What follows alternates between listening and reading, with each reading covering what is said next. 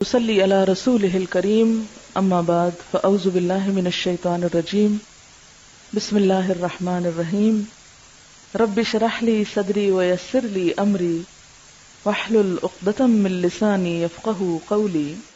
سورۃ الکوثر مکی سورت ہے، 1 رکوع ہے اور 3 آیات ہیں۔ اس سورت کا دوسرا نام سورۃ النحر بھی ہے۔ اس کے شان نزول میں ایک روایت آتی ہے، دلائل النبوہ میں ہے کہ جس شخص کی اولاد یعنی بیٹا مر جائے تو عرب اس کو ابتر کہتے تھے۔ ابتر کہتے ہیں جڑ کٹے کو، کہ اس کی نسل ختم ہو گئی۔ جس وقت آپ کے صاحبزادے قاسم یا ابراہیم کا علیہ السلام بچپن میں ہی انتقال ہو گیا تو کفار مکہ نے آپ کو ابتر کہہ کے پکارنا شروع کر دیا یا طعنہ دینے لگے۔ ایسا کہنے والوں میں عاص بن وائل کا نام خاص طور پر ذکر کیا جاتا ہے۔ اس کے سامنے جب آپ کا ذکر کیا جاتا، آپ کی کوئی بات کی جاتی تو نفرت سے کہتا اس کی بات چھوڑ دو، یہ کچھ فکر کرنے کی چیز نہیں، کیونکہ وہ تو ابتر ہے، اس کو ختم ہونے دو، اس کا تو کوئی نام لینے والا بھی باقی نہیں رہے گا۔ جب اس کا اپنا انتقال ہو گیا تو کوئی بھی اس کو یاد نہیں رکھے گا، کیونکہ عربوں کے ہاں بیٹے ایسی چیز تھے جن پر وہ بھروسہ رکھتے تھے اور جنہیں اپنی شان اور عزت کی چیز سمجھتے تھے۔ تو اس پر اللہ تعالیٰ نے آپ پر یہ سورت نازل فرمائی۔ بسم اللہ الرحمن الرحیم انا اعطیناک الکوثر، بے شک ہم نے آپ کو کوثر عطا کی۔ کوثر کا لفظ کاف سے رے سے ہے، کثرت کے معنی میں۔ اس کے کئی مفہوم بتائے گئے ہیں۔ ایک معنی تو اس کا خیر کثیر سے کیا گیا ہے کہ بہت کثرت سے ملنے والی خیر اور بھلائی، کیونکہ کوثر کے لفظ میں بھی مبالغہ پایا جاتا ہے، اس کا لفظی معنی ہی خیر کثیر بنتا ہے، تو بعض نے اس کو لفظی معنی میں لیا ہے۔ پھر اسی طرح اس سے مراد وہ نہر بھی لی گئی ہے جو جنت میں آپ کو عطا کی جائے گی۔ پھر اسی طرح اس سے مراد وہ حوض بھی ہے جس سے آپ اپنی امت کو پانی پلائیں گے۔ ابن کثیر نے کوثر سے مراد خیر کثیر ہی لیا ہے، کیونکہ خیر کثیر میں پھر ساری چیزیں آ جاتی ہیں، وہ جنت کی نہر بھی آ جاتی ہے، حوض کوثر بھی آ جاتا ہے، اور آپ کو جو فتوحات دنیا میں نصیب ہوئیں، اسلام کا بول بالا ہوا، آپ کا مشن آپ کی زندگی میں مکمل ہوا، یہ تمام چیزیں اس ایک لفظ میں شامل ہو جاتی۔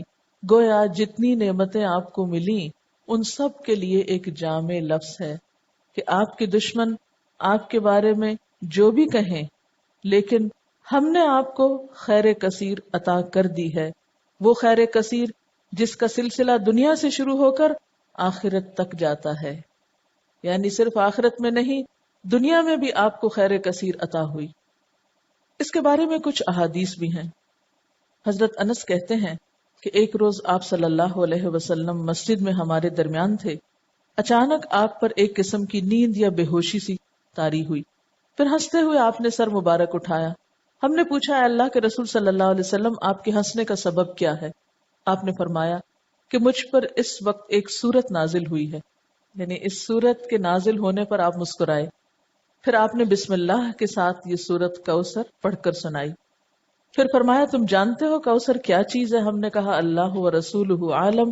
آپ نے فرمایا یہ ایک نہر ہے جس کا میرے رب نے مجھ سے وعدہ فرمایا ہے، جس میں خیر کثیر ہے، اور وہ حوض ہے جس پر میری امت قیامت کے روز پانی پینے کے لیے آئے گی۔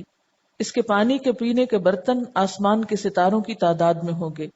اس وقت بعض لوگوں کو فرشتے حوض سے ہٹا دیں گے تو میں کہوں گا میرے پروردگار یہ تو میری امت ہے۔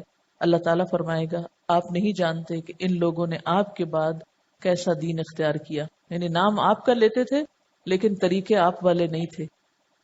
بہرحال اس نہر کے بارے میں معراج کے واقعے میں بھی کچھ تفصیلات ملتی ہیں۔ بخاری کی روایت ہے، آپ صلی اللہ علیہ وسلم نے معراج کے واقعے میں فرمایا، میں ایک نہر پہ پہنچا جس کے دونوں کناروں پر خولدار موتیوں کے ڈیرے لگے تھے۔ میں نے جبریل سے پوچھا یہ نہر کیا ہے؟ اس نے جواب دیا یہ کوثر ہے۔ یعنی آپ کو معراج کے سفر پر وہ نہر دکھائی گئی جس میں پانی بہ رہا تھا یا جو بھی چیز، مگر اس کے کناروں کے اوپر خولدار موتی تھے۔ خولدار کا کیا مطلب ہے؟ یعنی اندر سے جن کے سوراخ ہو یا خول ہو۔ سیدنا ابو عبیدہ نے حضرت عائشہ سے پوچھا کہ کوثر سے کیا مراد ہے؟ انہوں نے کہا کوثر سے ہر وہ بھلائی مراد ہے جو اللہ نے آپ کو عطا کی۔ ابو بشیر کہتے ہیں کہ میں نے سعید بن جبیر سے کہا، یعنی مختلف لوگ اس کے بارے میں سوال جواب کرتے رہے کہ لوگ کہتے ہیں کہ کوثر جنت میں ایک نہر کا نام ہے۔ سعید نے جواب دیا، جنت والی نہر بھی اس بھلائی میں داخل ہے جو اللہ نے آپ کو عطا کی ہے۔ گویا مختلف آراء ہیں اس بارے میں، لیکن حقیقت یہ ہے کہ اس میں وہ تمام بھلائیاں شامل ہیں جو اللہ سبحانہ وتعالی نے رسول اللہ صلی اللہ علیہ وسلم کو عطا کی۔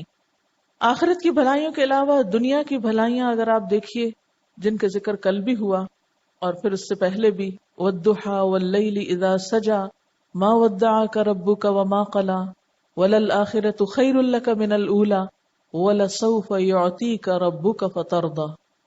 تو یہ جو ہے وَلَسَوْفَ يُعْطِيكَ رَبُّكَ فَتَرْضَىٰ، یہ بھی اسی خیر کثیر میں شامل ہے۔